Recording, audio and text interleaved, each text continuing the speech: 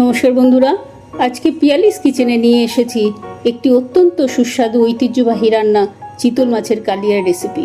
তাহলে চলুন আর দেরি কেন, দেখে নেওয়া যাক। আমি চিতল মাছের পেটি একটা ডিশের মধ্যে এক এক করে সাজিয়ে নিচ্ছি।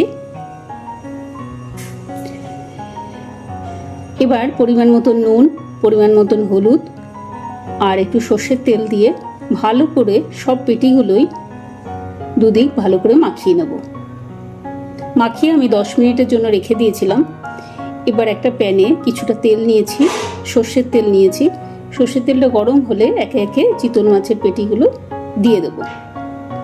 এবার ভালো করে ভাজবো, খুব বেশি ভাজবো না, হালকা লাল লাল হলেই এক এক করে তুলে নেব। দেখুন আমার ভাজা হয়ে গেছে, এবার এক এক করে তুলে নিচ্ছি।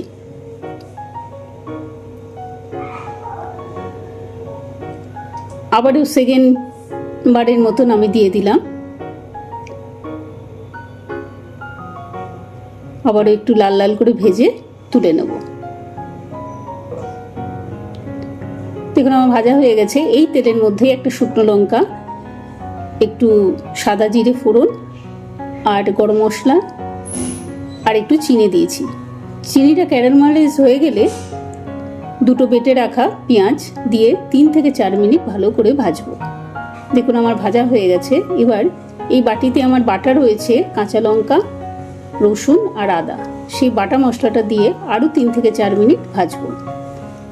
এবার দুটো আমি টমেটো বেটে রেখেছিলাম, সেই টমেটোটা দিয়ে আরও 3 থেকে 4 মিনিট ভালো করে ভেজে নেব।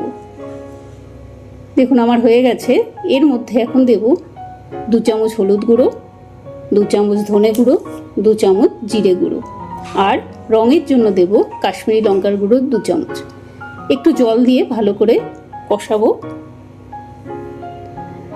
আবারও একটু জল দেব, ভালো করে কষাবো, যেহেতু কালিয়া ভালো করে কষাতে হবে। এবার পরিমাণ মতন নুন আর 2 চামচ আমি দিয়েছি টমেটো কেচাপ। অবশ্যই দেবেন, টমেটো কেচাপটা খুব ভালো হয় খেতে। এবারও একটু জল দিয়ে ভালো করে কষাবো।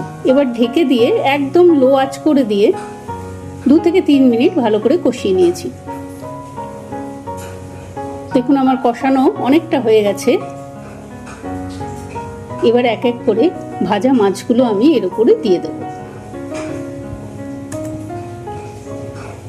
মাছ ভাজার তেলটাও দিয়ে দেব। এবার একটু হালকা হাতে ভালো করে একটু মিশিয়ে নেব।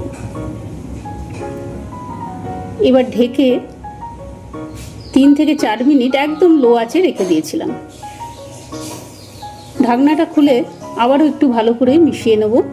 এবার গরম জল পরিমাণ মতন দিয়ে দেবো, খুব বেশি দেব না, কারণ খুব বেশি ঝোল হবে না, মাখা মাখা হবে।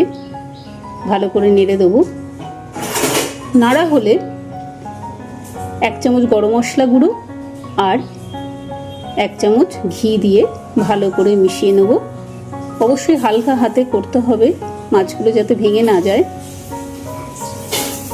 অপূর্ব হয় খেতে, আপনারা অবশ্যই বাড়িতে বানাবেন। একটু কাঁচা লঙ্কা দিয়ে ব্যাস একদম রেডি। চলুন সার্ভ করি। আমি গরম ভাতের সাথে লেবু আর লঙ্কা, কাঁচা লঙ্কা দিয়ে নিয়েছি আর চিতল মাছের পেটি দিয়ে একটু ওপর থেকে গ্রেভি ছড়িয়ে পরিবেশন করেছি। যদি আমার এই রেসিপিটি ভালো লেগে থাকে তাহলে লাইক, কমেন্ট, শেয়ার করে আমার পাশে থাকবেন। বেল আইকনটা টিপে দেবেন। ভিডিওটি দেখার জন্য ধন্যবাদ।